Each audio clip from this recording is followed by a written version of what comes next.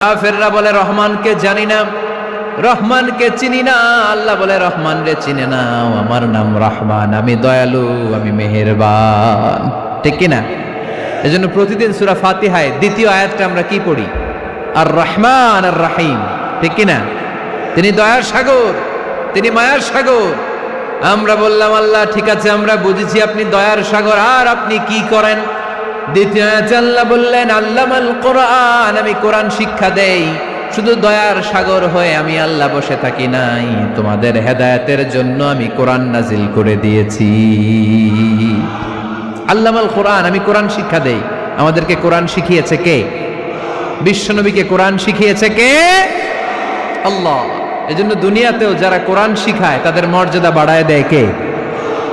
বাংলার জমিনে যারা কোরআন শরীফ শিখায় এদের মর্যাদা সবচেয়ে কম, এদের বেতন সবচেয়ে কম, এরা সমাজে সবচেয়ে বেশি অবহেলিত। ঠিক কিনা?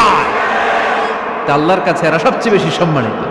আল্লাহর হাবিব বললেন খায়রুকুম মান তাআল্লামাল কোরআন ওয়া আল্লামাহু, তোমাদের মধ্যে আল্লাহ তাআলার কাছে সবচাইতে প্রিয় শ্রেষ্ঠ ওই মানুষটা যে নিজে কোরআন পড়ে আবার অন্যরে পড়ায় দেয়।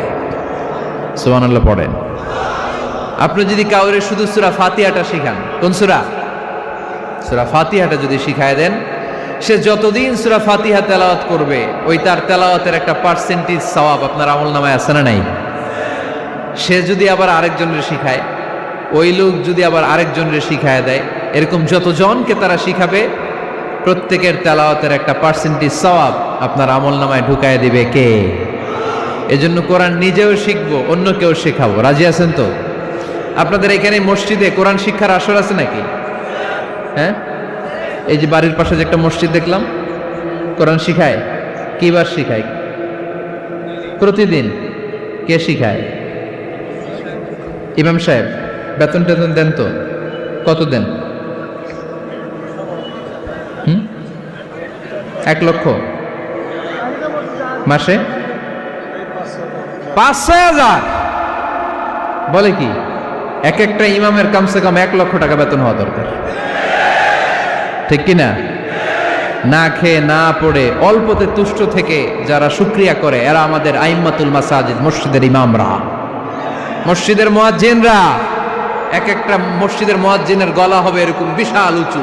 কিয়ামতের ময়দানে সবাই আমরা এর দিকে তাকায় থাকবো, কিরে ভাই তোর গলা উঁচু কেন? সে বলবে আমার এই গলা দিয়ে প্রতিদিন 5 বার আমি আজান দিয়েছি।